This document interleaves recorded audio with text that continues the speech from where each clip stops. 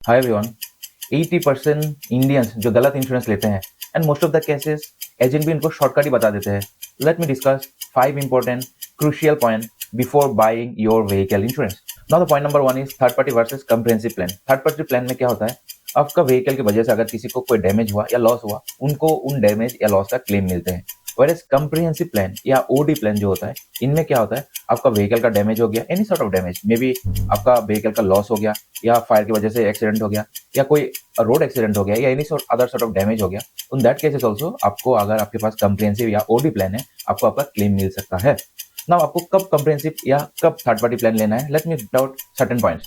अगर आपका vehicle more than 10 years old है, देन आपको सिर्फ थर्ड पार्टी इंश्योरेंस पे ही जाना है। अगर आपका व्हीकल 5 ईयर्स से नीचे है, then you go for comprehensive plan. अगर आपका व्हीकल 5 to 10 ईयर्स के बीच में है, देन आप कंप्रिहेंसिव प्लान विथ डिडक्टेबल ले सकते हैं। इसमें क्या होता है, सर डिडक्टेबल ऑफ 5K। अगर एनी सॉर्ट ऑफ डैमेज हो गया, कुछ प्रॉब्लम हो गया, देन फर्स्ट 5000 जो है ना, वो आपको देना है एंड रिमेनिंग मनी वो आपको आपका इंश्योरर देगा। Now the point number 2 is IDV value को चेक करो। आईडीवी वैल्यू है ना, वो बहुत इंपॉर्टेंट होता है, क्योंकि based on that IDV value आपका व्हीकल का करंट मार्केट वैल्यू कैलकुलेट होता है। से आपने आपका व्हीकल 10 लाख से लिया और इसका 4 साल हो गया, then your IDV value should be 6 lakh और मोर।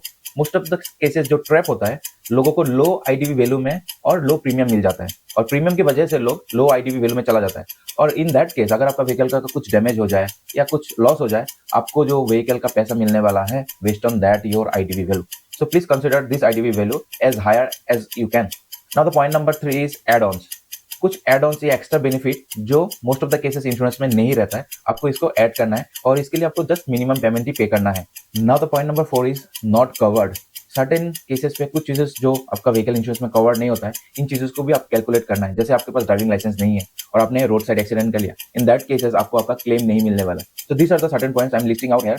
इसको आपको पॉइंट आउट करके रखना है, और अगर ये केसेस आपके साथ हो जाए, देन आपको क्लेम नहीं मिलने वाला है। सो दिस पॉइंट को भी आप कैलकुलेट करना है। Now the point number 5 is claim settlement versus reimbursement.